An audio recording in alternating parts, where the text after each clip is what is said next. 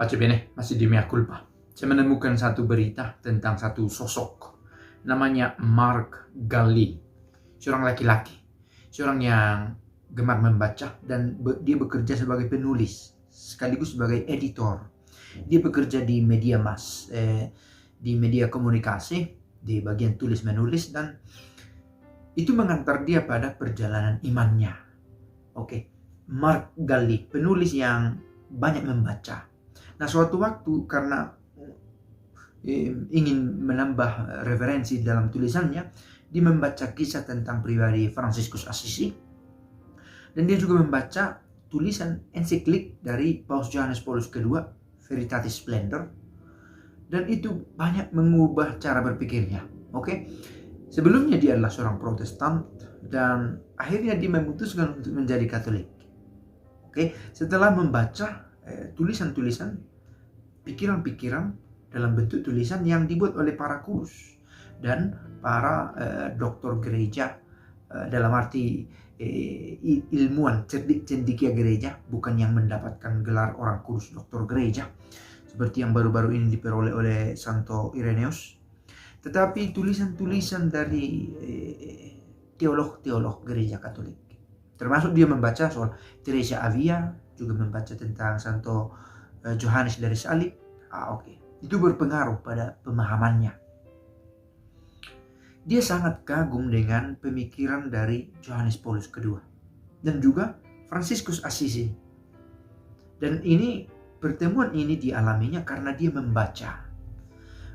Saya pikir pernah kita bahas juga. Saya membaca maka saya tahu. Lego ut siam, itu peribahasa Latin yang biasa dipakai. Dengan membaca, panorama pengetahuan itu jangkauannya makin luas, dan itu yang dialami oleh Mark Galli. Seperti namanya, dia menggali lebih banyak pengetahuan, dan lebih banyak pengetahuan membantu dia untuk lebih mengenal kekristenan sampai ke banyak hal. Memang dia katakan bahwa ada seorang rekannya pernah berkata, banyak cara untuk mendalami kekatolikan ini. Tidak ada dua orang yang serentak mengambil jalan yang sama, mengenal dengan cara yang sama gereja Katolik itu. Untuk menyatakan saking luasnya cakupan dari gereja Katolik, tetapi bisa dirawat dalam satu gereja. Satu hal yang membuat dia sangat terpukau dengan kekatolikan adalah mistisisme yang dia temukan karena lagi-lagi membaca.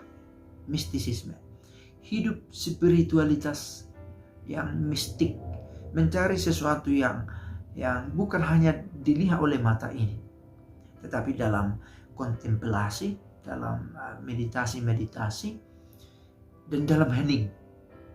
Dan ini disadari oleh Mark Galli sebagai sesuatu yang khas dalam gereja Katolik untuk mendalami kekristenan. Dia juga terpukau dengan Teresa Avila dan Johannes dari Salib, dua orang kudus yang memang memberi perhatian istimewa pada mistisisme, suatu paham, suatu konsep beriman, boleh dikatakan, untuk lebih dekat dengan Kristus dalam refleksi-refleksi pribadi, dalam dua-dua batin. Tidak hanya mengandalkan intelektualitas semata, tetapi pengalaman personal yang mencapai kedalaman hati seseorang. Itulah hal menyangkut mistisisme ini. Dan Mark Galli menemukan ketenangan, kepuasan batin ketika menyadari mistik ini. Mistik bukan soal menyangkut setan atau iblis atau yang roh-roh yang selalu harus dengan manifestasinya suara-suara roh, bahasa roh, atau nyanyian, atau seruan-seruan. Tidak selalu seperti itu manifestasinya, tetapi dalam hening, dalam kesendirian, sebagaimana juga dialami oleh Teresa Avila, sebagaimana dialami oleh Johannes dari Salib. Nah, ada seorang pernah bertanya kepada Mark Galli, apa yang membuatmu merasa bahwa Katolik itu berbeda? Lalu Mark Galli berkata, pertama, saya menemukan paradoks dalam kekatolikan. Di satu sisi kita diminta untuk hidup kudus, namun di sisi lain kita diterima sebagai orang berdosa. Nah, saya pikir ini sebuah pemikiran yang istimewa. Oke. Gereja Katolik membuka dirinya bagi orang-orang berdosa, tidak mengasingkan atau mengutuk neraka bagi mereka, tetapi dalam keterbatasan, ketidakkudusan ini, dibawalah orang-orang ini menuju kekudusan. Bukan dua hal yang harus bertolak belakang, tetapi kenyataan paradoksal yang tidak saling menghalangi. Justru dari ketidakkudusan kita bisa melangkah menuju kekudusan. Dan ini yang bagi Mark Galli sebagai kekasan, keutamaan yang dapat ditemukan dalam gereja Katolik. Berusaha mengantar umatnya pada kekudusan, tapi tidak mengutuk, menghakimi orang-orang berdosa yang mau datang ke dalamnya. Nah, yang kedua, setelah kenyataan paradoksal ini, yang menarik menurut Mark Galli adalah magisterium, keteraturan dalam pengajaran.